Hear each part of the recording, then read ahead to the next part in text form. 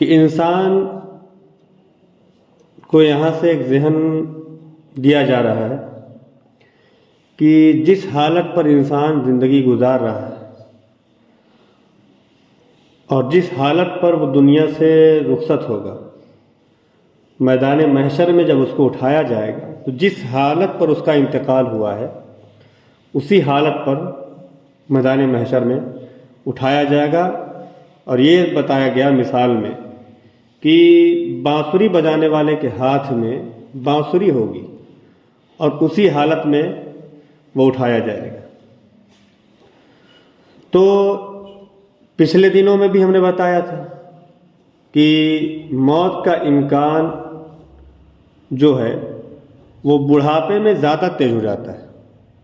انسان کی زندگی جو ہی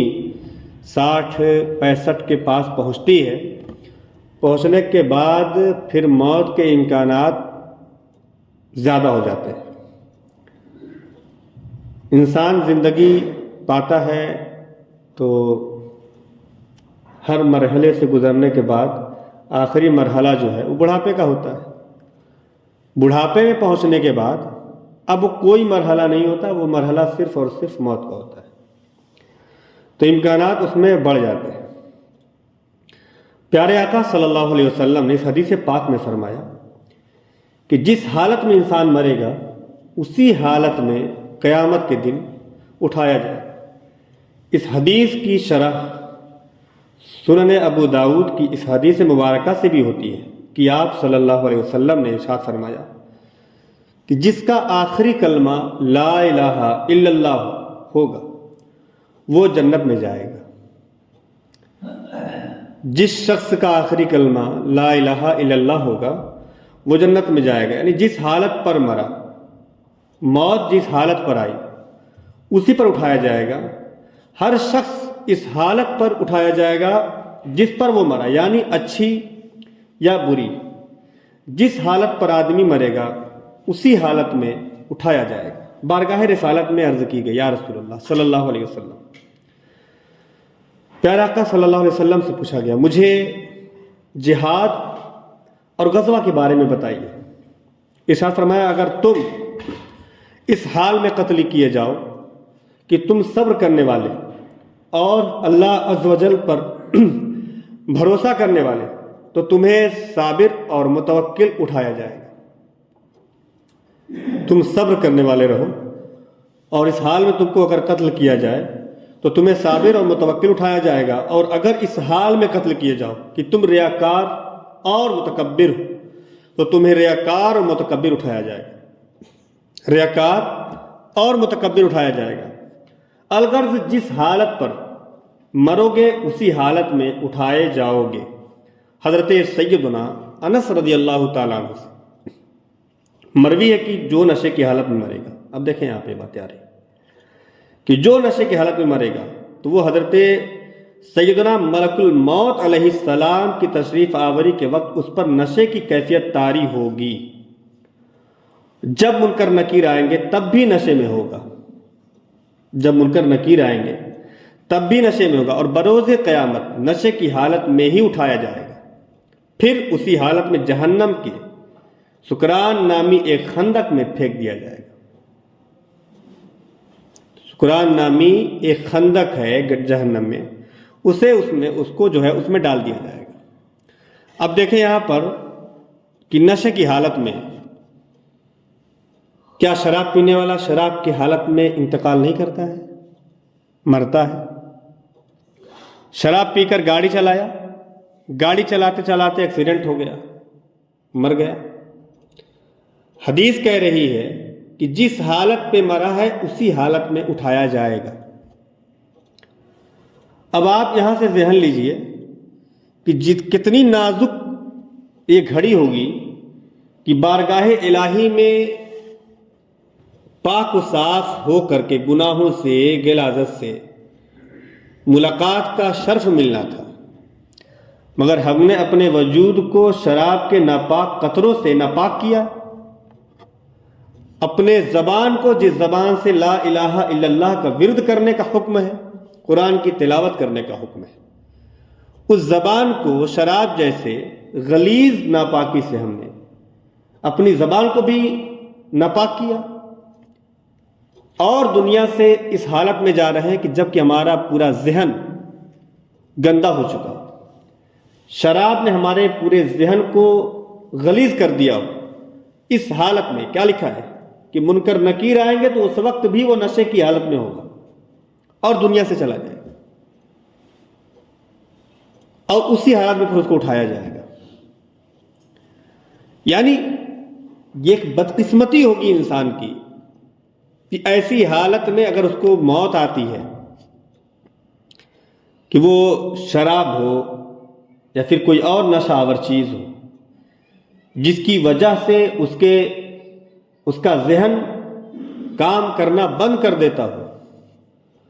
ایسے نشے کی وجہ سے اگر وہ دنیا سے رخصت ہو رہا ہے، انتقال ہو رہا ہے اس کا، اور اس حالت میں اگر وہ مر رہا ہے، تو بتائیے کہ پھر وہ اپنے رب کی بارگاہ میں کس منہ سے وہ پیش ہوگا۔ قبر کی بھیانک گھڑی جس میں قبر کو چیرتے ہوئے منکر نکیر آئیں گے، اس کے بعد ہمارے عقیدے کے مطابق حضور علیہ الصلوۃ والسلام کی زیارت بھی ہونی ہے، تو اپنے اس ناپاک وجود کو لے کر کے ہم پھر کیا جواب دیں گے؟ یہ حدیث اس لیے بیان کیا جاتا ہے کہ انسان کو نیکیوں پر ابھارے، انسان یہ سوچے کہ موت کا کوئی وقت معین نہیں ہے، موت اچانک آتی ہے، کوئی بھی کام کرتے کرتے موت آ گئی۔ بعض بزرگوں کے موت تو ایسے آئی ہے کہ قرآن کی تلاوت کرتے کرتے سر قرآن پر پڑا اور روح پرواز کر گئی، ایسی بھی موت آئی ہے۔ بعض کے موت ایسے بھی آئی ہے کہ سجدے میں گئے اور روح نکل گئی، ایسے بھی روح پرواز ہوئی۔ تو یہ خوش قسمتی ہے کہ سجدے کی حالت میں گئے ہیں اور سجدے کی حالت میں اٹھائے جائیں گے، تو ان کی ملاقات کا کیا منظر ہوگا، کیا عالم ہوگا، فرشتے ان کا کیسا استقبال کریں گے، اللہ نے جیسا انتظام کیا ہو۔ بندے یہ بھی ہیں، بندے وہ بھی ہیں، مگر ایک بندگی دیکھیں ادھر کس طرح سے ہو رہی ہے، اور ایک طرف دیکھیں کس طرح کر رہے ہیں۔ ایک طرف اللہ اللہ کی صدا لگائی جا رہی ہے، قرآن کا ذکر تلاوت کی جا رہی ہے، اپنے زبان کو درود کے نغموں سے جو ہے معطر کیا جا رہا ہے، اور ایک طرف اپنی زبان کو گالی گلوج سے، بیہودہ کلمات سے اپنی زبان کو گندی کر رہے ہیں۔ اپنے دوستوں کے بھی درمیان ہو تو زبان کو قابو میں نہیں رکھتے، اپنے گھر اور پریوار میں بھی ہو تو زبان کو ہم قابو میں نہیں رکھتے، اور زبان کو بالکل آلودہ کر لیتے ہیں۔ اور ایسے موقع اگر ہمارے سامنے ہیں، اور اسی حال میں اگر ہم نے کسی کو ناراض کر کے دنیا سے چلے گا تو پھر کیا ہوگا؟ بہت سے مسائل ہیں جو زندگی کے اندر آتے ہیں، اور انسان دنیا سے رخصت ہوتا ہے، یہ تو طے ہے، مگر یہ نہیں معلوم ہے نا کہ کب طے ہو، کب جائے گا وہ۔ تو اسی لیے بتایا گیا کہ ہر وقت موت کے لیے تیار رہو کہ موت کبھی بھی آ سکتی ہے،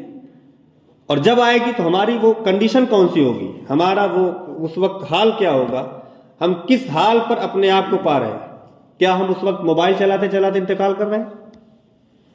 یا موبائل میں فلمیں اور گانے اور میوزک اور ڈرامے دیکھتے دیکھتے ہمارا انتقال ہو رہا ہے؟ تو اگر اس حال میں انتقال ہو رہا ہے کہ موبائل میں ہم گندی پکچر دیکھ رہے ہیں، موبائل میں گانے اور میوزک دیکھ رہے ہیں، اور اسی حال میں اگر ہماری روح نکل گئی تو پھر کیا ہوگا؟ پھر ہوگا یہ کہ جس حال پر ہم دنیا سے رخصت ہوئے ہیں اسی حال پر ہم دنیا سے پھر میدان محشر میں اٹھائے جائیں گے۔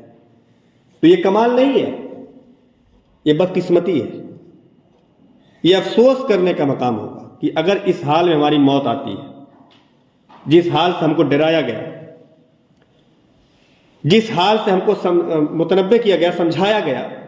اس حال سے بچاؤ اپنے آپ کو، اور ہر وقت اپنی کنڈیشن کو صحیح رکھو، نافرمانوں والی حالت بنا کر کے مت رکھو، فرما برداروں کی لسٹ میں ہر وقت اپنے نام کو درج کرا کے رکھو، کیونکہ موت کبھی بھی آ سکتی ہے، اور جب موت آئے گی فرشتہ جب آ کر کے آپ کی روح کو نکالے گا، تو وہ جو حالت ہو کم سے کم اتنی ہو کہ کم سے کم زبان پر کلمہ لا الہ الا اللہ کا ورد جاری ہے، جب یہ کلمہ لا الہ الا اللہ کا ورد جب جاری ہوگا زبان پر تو کیا فرمان ہے حضور کا؟ پیارے آقا علیہ الصلوۃ والسلام نے کیا فرمایا کہ جس کا آخری کلمہ لا الہ الا اللہ ہوگا وہ جنت میں جائے گا. جس کا لا الہ الا اللہ کلمہ ہوگا آخری میں وہ جنت میں چلا جائے گا. اور جن کی قسمت بیکار ہو جاتی ہے اور انہوں نے اپنے آپ کو سنبھال کر نہیں رکھا ہے، آوارہ بنا لیا اپنے ذہن کو، اپنے دل کو بھی، اپنی سوچ کو بھی، اور کبھی موبائل میں گانے سنے، گانوں میں کفریہ اشعار بھی آئے، کبھی اپنے ذہن کے پرندوں کو بھی اڑا کر کے آول پول بک گئے، بیہودہ باتیں بھی کر گئے، اور کبھی زبان سے کفریہ کلمات نکل بھی گئے. تو ان ساری حالت میں اگر بعد میں توبہ نہیں کیا، توبہ نہیں ہوئی اور روح نکل گئی تو پھر کیا ہوگا؟ اعتبار خاتمے کا ہوتا ہے کہ جس حالت میں مرا ہے اسی حالت میں اٹھایا جائے گا. تو یہ ہمیں اپنے آپ کو سنبھالنے کی ضرورت ہے، ہمیں اپنے ہوش کو ہوش دینے کی ضرورت ہے، اپنے دل کو بھی ہوش دینے کی ضرورت ہے کہ ہم کتنا صحیح اپنے آپ کو رکھ رہے ہیں، کہ ہر وقت کسی سے منہ پھلا کے رکھے ہوں، کسی سے دشمنی کر کے رکھے ہوں، کسی کو دھمکی دے کے رکھے ہوں، کسی کا قرضہ دبا کے رکھے ہوں، اور ایک جھٹکے میں اگر آپ دنیا سے چلے جا رہے ہیں تو قرضدار کا قرضہ جو ہے یہ آپ کو پریشان کرے گا. کسی کا دل دکھایا ہے میدان محشر میں وہ بھی آپ کے سامنے کھڑا ہو جائے گا، وہ آپ کی پریشانی بڑھے گی. کسی کو گالی دے کے سماج میں بے عزت کیا ہو کہ آپ طاقتور تھے، آپ کے پاس پیسہ تھا، سورس تھا، اور کسی غریب کمزور کو اگر آپ نے گالی دے کر دبا دیا ہو اور وہ اگر وہاں پر اپنا حق مانگے گا تو وہ پریشانی آپ کی بہت بڑی ہے، وہ بڑھ جائے گی. ان پریشانیوں کو گھٹائے گا کون؟ کوئی نہیں گھٹائے گا، کچھ نہیں ہو پائے گا. جب تک یہ سب آپ کو معاف نہیں کر دیں گے تب تک آپ کو معافی نہیں ملنے والی ہے، کیونکہ اپنی حالت کو آپ نے خود سے بگاڑا اور اسی بگاڑنے کی حالت میں آپ دنیا سے رخصت ہو رہے ہیں، اور جس حالت میں مرے ہیں اسی حالت میں اٹھایا جائے گا. اگر کوئی کفر پر مرے تو کفر پر ہی اٹھایا جائے گا، اگرچہ زندگی میں مومن رہا ہو، زندگی میں مومن رہا ہو، اور اگر ایمان پر مرے تو ایمان پر اٹھایا جائے گا، اگرچہ زندگی میں کافر رہا ہو. صوفیہ فرماتے ہیں کہ انسان جو مشغلہ زندگی میں کرے گا اسی پر انشاءاللہ مرے گا، اور جس پر مرے گا اسی پر اٹھے گا انشاءاللہ. ذاکرین ذکر کرتے ہوئے اٹھیں گے، اور جو واہیات کام کرتے ہیں وہ واہیات کرتے ہوئے اٹھیں گے، کیونکہ میں نے ابھی اوپر بتایا کہ بانسری بجانے والا بانسری بجاتے ہوئے اٹھے گا، اس کے ہاتھ میں بانسری ہوگی. تو اپنی حالت ہمیں کون سی رکھنی ہے؟ مسلمانوں والی، کہ دیکھنے میں مسلمان دکھے، چہرہ ہمارا اچھا دکھے مسلمانوں والا، چہرے پہ داڑھی بھی ہو، سر پہ ٹوپی بھی ہو، لباس کو دیکھ کر دور سے کوئی پہچاننے والا پہچان کر کہہ دے کہ حضور کا غلام ہے، یا پھر انگریزوں سے مشابہت رکھنے والا لباس ہو، انگریزوں کے کاموں کو ہم نے اپنے اندر جو ہے راسخ کر لیا ہو. اس طرح کے کاموں سے اگر ہم اپنے آپ کو مزین کر رہے ہیں تو پھر یہ بھی بہت ہمارے لیے پریشانی کا سبب بن سکتی ہے. آج بہت سی قومیں دنیا میں ہیں، عیسائی ہیں، یہودی ہیں، ایک مسلمان بھی ہے، مشرک بھی ہے. عیسائی، سکھ جو ہے یہ قوم ہے، یہ قوم اپنے کسی پروگرام میں اپنی شناخت کو نہیں بھولتے، یہاں تک کہ اگر وہ بالی ووڈ میں بھی کام کر رہے ہیں، پکچر میں بھی اگر وہ کام کر رہے ہیں تو اپنے مذہبی شناخت کو چھوڑتے نہیں ہیں. اور بدقسمتی سے مسلمان ایک ایسی قوم ہے جو مسجد میں بھی اگر آتی ہے تو اپنی مذہبی شناخت کو کھو کر رکھتی ہے. ان کے پاس ڈھنگ کا لباس نہیں ہے کہ وہ اپنے صحیح لباس کے صحیح لباس اپنے بدن کو ڈھک کر کے نماز پڑھ سکیں، کم سے کم کسی وقت اپنے سر کو ڈھک کر کے رہے، یہ سوچ کر کہ یہ سر ڈھکنا سنت ہے، ٹوپی لگانا سنت ہے، امامہ باندھنا سنت ہے، ان سب سے بھی بہت دور رہے گا۔ اور وہ قوم غیر ہے، ان کا اسلام اور ایمان سے کوئی تعلق نہیں ہے، مگر اپنی مذہبی شناخت کو وہ کسی موقع پر نہیں چھوڑتے، نہ ہی وہ ڈیوٹی کے ٹائم پر چھوڑتے ہیں، نہ ہی وہ سفر پہ چھوڑتے ہیں، نہ ہی وہ اپنے قیام گاہ پہ چھوڑتے ہیں، نہ ہی وہ بالی ووڈ کے ناپاک جگہوں پر بھی وہ اپنی مذہبی شناخت کو نہیں چھوڑتے۔ اور ہماری جو قوم ہے، جو سب سے پاکیزہ جگہ بتائی گئی، روئے زمین کی سب سے پاک جگہ جس کو کہا گیا مسجد، اس میں بھی اگر آنا ہے تو ہمارے پاس صحیح اور ڈھنگ کا لباس نہیں جس کو پہن کر ہم اللہ تبارک و تعالیٰ کی بارگاہ میں صحیح سجدہ ادا کر سکیں۔ تو یہ ہماری بہت بڑی ذمہ داری ہے کہ ہم اپنے آپ کو کس طرح سے اللہ تعالیٰ کے فرما بردار بندوں کی لسٹ میں اپنا نام شامل کرنا ہے۔ اور یہ بھی ایک بات ذہن نشی کر لیں کہ اللہ تعالیٰ جس سے برائی کا ارادہ فرماتا ہے، جس شخص سے بھی برائی کا ارادہ فرماتا ہے تو وہ مرنے سے پہلے راہ راست سے ہٹ جاتا ہے، مرنے سے پہلے اس کو راہ راست سے ہٹا دیا جاتا ہے، پھر وہ برے برے کام، بری بری بولیاں، برے برے اس کی حرکتیں اس سے ظاہر ہونے لگتی ہیں۔ کس سے؟ جس شخص سے اللہ تعالیٰ برائی کا ارادہ فرما لے، جس شخص سے، اور پھر اسی حالت میں وہ مر جاتا ہے اور دنیا سے نامراد ہو کے لوٹتا ہے۔ اور جس شخص سے اللہ تبارک و تعالیٰ بھلائی کا ارادہ فرما لے، جس سے اللہ تعالیٰ محبت فرما لے، عام لفظوں میں بتاؤں تو اللہ تبارک و تعالیٰ اس کے موت سے 1 سال پہلے ایک فرشتہ مقرر فرما دیتا اس کے اوپر۔ 1 سال پہلے اللہ تبارک و تعالیٰ اس پر ایک فرشتہ مقرر فرما دیتا ہے، اور اللہ تعالیٰ اس کو نیک اعمال کی توفیق دے کر وہ نیکیاں کرتے رہتا ہے، اچھے کام کرتا ہے، لوگوں کی بھلائی کا حکم دیتا ہے، برائی سے روکتا ہے، خود بھی برائی سے بچتا ہے۔ یہ سب کچھ جو ہے اللہ تبارک و تعالیٰ کرتا ہے، اور اسی حالت میں وہ بھلائی کرتے کرتے دنیا سے رخصت ہو جاتا ہے۔ تو یہاں ایک بہت غور کرنے کا مقام ہے کہ جو لوگ راہ راست سے بھٹکے ہوئے ہیں، نمازوں کے قریب نہیں ہیں، روزوں کے قریب نہیں ہیں، کیا اسی دنیا میں کسی باپ کا بیٹا جوان دنیا سے نہیں گیا ہے؟ گیا ہوگا۔ کیا کسی جوان بیٹے کا باپ نہیں گیا ہے؟ گیا ہوگا۔ کسی کی بہن نہیں گئی ہے؟ گئی ہوگی۔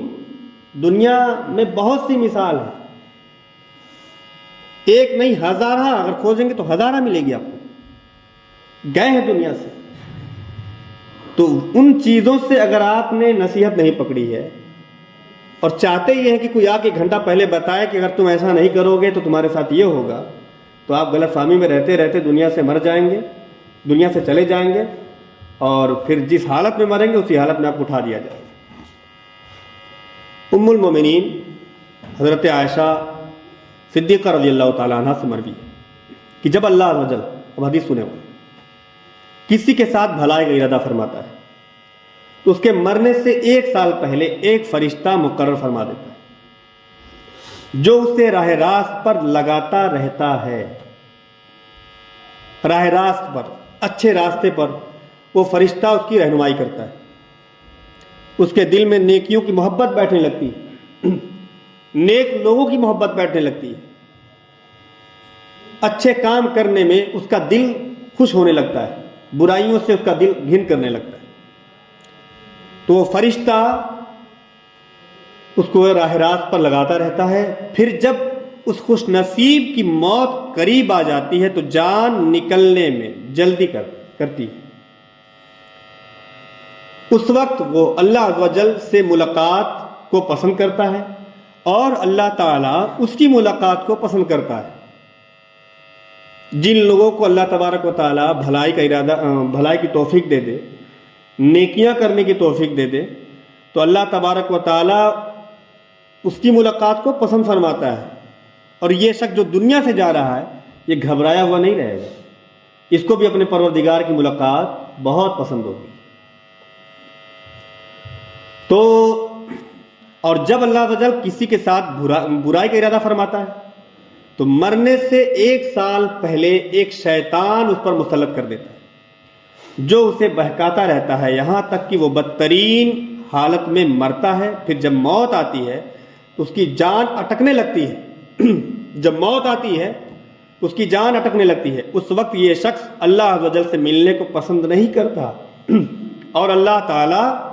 اس سے ملنے کو پسند نہیں کرتا۔ ایسا شخص جو یہ بھی گھبرایا ہوا رہے گا، بے چین، ڈرا ہوا، سہمک، یہ نہیں چاہتا کہ میں وہاں جاؤں، اپنے منہ کو دکھاؤں، ڈرتا رہتا ہے۔ اور اللہ تعالیٰ بھی، اللہ کی جو رحمت ہے ایسوں کو پھٹکار لگا دے گی۔